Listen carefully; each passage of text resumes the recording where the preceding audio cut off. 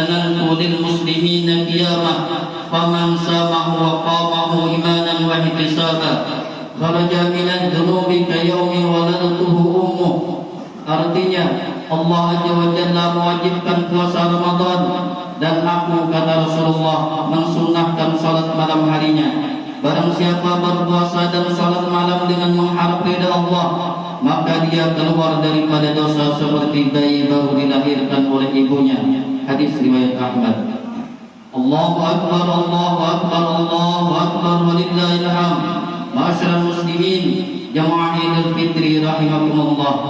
Sesungguhnya lah fitrah atau kesucian diri bukan semata diperoleh dari ketundukan seseorang terhadap Allah dalam ibadah kepadanya, melainkan juga ditentukan kebersihan seseorang dari dosa dan kesalahan dengan sesama manusia. Oleh karena itu, pada hari yang berbahagia ini, marilah dengan segala keringanan hati kita saling memaafkan, ampun mengampuni. Bukan saja tangan kita yang berjabatan, melainkan masing-masing hati kita saling bersalam-salaman. Artinya, ucapan minta maaf, minta ridha, minta halal hendaklah sampai ke lubuk hati yang paling dalam. Allahu Akbar, Allahu Akbar, Allahu Akbar, walillahil hamd. Ma'asyiral muslimin, jamaah Idul Fitri rahimakumullah. Di hari Idul Fitri ini, mintalah keampunan dan keridhaan terhadap ibu bapa. Ciumlah tangan keduanya sebelum engkau mencium tangan orang lain. Bukankah Allah Subhanahu wa taala mengisyaratkan di dalam Al-Quran melalui lidah yang mulia, junjungan kita Nabi besar Muhammad sallallahu alaihi wasallam? Allah taala berfirman, wa qada rabbuka alla ta'budu illa iyyah wa bil walidaini ihsana.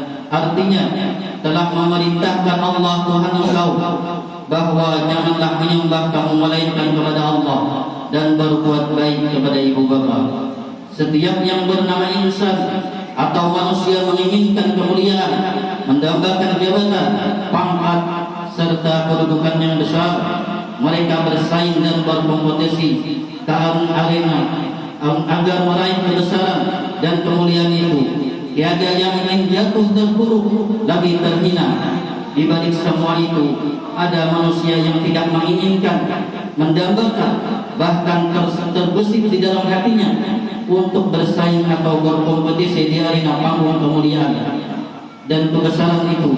Tiada lain, mereka itu adalah orang tua kita, yaitu ibu bapa kita. Mereka tidak menginginkan kemuliaan kalau kita anaknya terhina. Mereka tidak mendambakan jabatan kalau kita anaknya tercela. Mereka rela mengorbankan jiwa serta raga meski terhina, meski tercela, hanya untuk membesarkan dan memuliakan kita. Lalu apa balasan yang diharapkan mereka kepada kita? Dengan besar pengharapan mereka, Allah Subhanahu wa taala berfirman, wahfid lahumma janaha dzulli minar rahmah wa qur rabbirhuma kama rabbayani shaghira. Artinya, rendahkanlah olehmu karena keduanya sayang kehinaan, karena mengasih sayangi, dan berdoa olehmu, wahai Tuhanku, kasih sayangilah keduanya sebagaimana mengasihi sayangi keduanya akan daku di waktu kecil.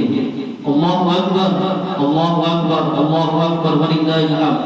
Ma'asyiral muslimin, jamaah Idul Fitri rahimakumullah. Boleh saja kita dikatakan guru di hadapan orang yang belajar di hadapan kita, dan boleh saja kita dikatakan pemimpin di hadapan rakyat kita. Namun apa arti pangkat dan jabatan kita apabila kita sudah berhadapan dengan ibu bapa kita? Karena yang menjadikan sayang kebesaran kita sebagai ulama, pejabat, bahkan orang yang berguna, mereka berdualah pemeran utama sebenarnya. Karena apa? Kita dituntut bersifat tawadu di hadapan mereka. Karena air susu yang mengenyangkan kita di waktu kecil tidak dapat terhapus dengan hebatnya jabatanmu, tingginya kedudukanmu, meskipun ilmumu lebih luas daripada dunia ini, amalmu lebih berat daripada bumi Allah ini. Itu semua tidak dinilai di sisi Allah. Setelah kita besar, Bapak kita mengapakan sayang mereka dengan apakahnya, supaya kita menjadi orang yang berguna. Ia tidak kenal dengan susah, ia tidak kenal dengan payah, bahkan ia tidak menghiraukan apakah ini menghinakan dirinya atau menjadikan tercela kedudukannya. Ia tidak peduli paruh keringat yang membanjiri tubuhnya, membasahi pakaiannya. Yang ada di dalam pikirannya, anakku nanti harus lebih baik daripada sekarang. Ia tidak merasa tersaingi karena banyaknya ilmumu. Ia tidak merasa rendah diri karena tingginya jabatanmu, karena besarnya ilmumu, tingginya jabatanmu tidak dinilai dengan satu tetes keringat dengan menapakahimu. Sehebat apapun amal yang engkau persembahkan kepada Allah, Allah tidak akan pernah menghiraukanmu apabila engkau melupakan keduanya. Rasulullah SAW bersabda, birrul walidain afdalu minas salati was sadaqati was shaum wal haji wal umrati wal jihad fi sabilillah. Artinya, berbakti berbuat baik kepada ibu bapa lebih afdal daripada sembahyang, bersedekah, puasa, berhaji, umrah dan berjihad di jalan Allah.